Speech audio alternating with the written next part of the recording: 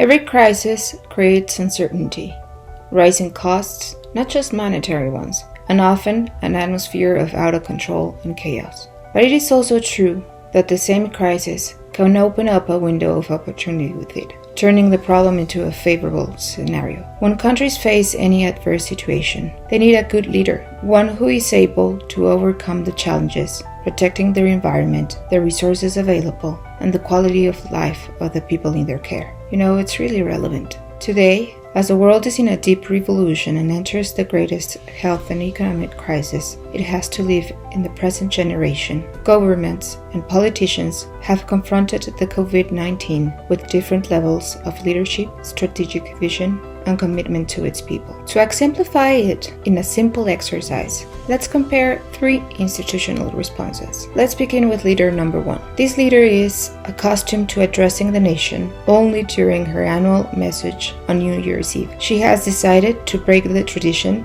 to deliver a powerful and objective speech at the beginning of the crisis, to communicate to her people the true dimension of the problem they're facing. Now, let's see leader number 2. His immediate response was to disqualify the importance of the problem posed by the pandemic. When the situation began to worsen in his country, he corrected his speech and economic measures to propel the nation. Leader number 3. He or she is the example of poor communication in a crisis. Despite informing the population daily at a morning conference and another at dusk, the population seems unhappy with the truthfulness of the data or the economic measures their government has taken. As you can see, leader number 1 is a good example of resilient leadership, which has been able to take advantage of the crisis situation to protect not only the country, but also increasing her public image. Now, what's behind her successful communication? What has helped her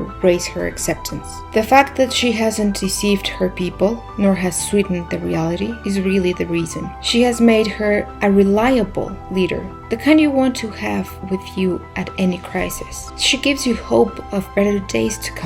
To resolve this kind of crisis, it takes not only economic measures, but also political will, and takes seriously the responsibility of being a leader. In a crisis management, it's better that the leader demonstrates good leadership through rational and efficient moves. A leader like Winston Churchill, remember that man with his cigars the whole time during World War II? When he addressed the nation, he did it through the rawest reality, saying blood, toil, tears, and sweat. It seems that the phoenix has risen from the ashes. The question now is, what kind of leader you want to be? In Laysoc, we think that communication associated with results is the best way to lead a crisis in a communicative sphere. Now, please comment. We want to hear from you. We want to have a dialogue. Thank you, and see you next time.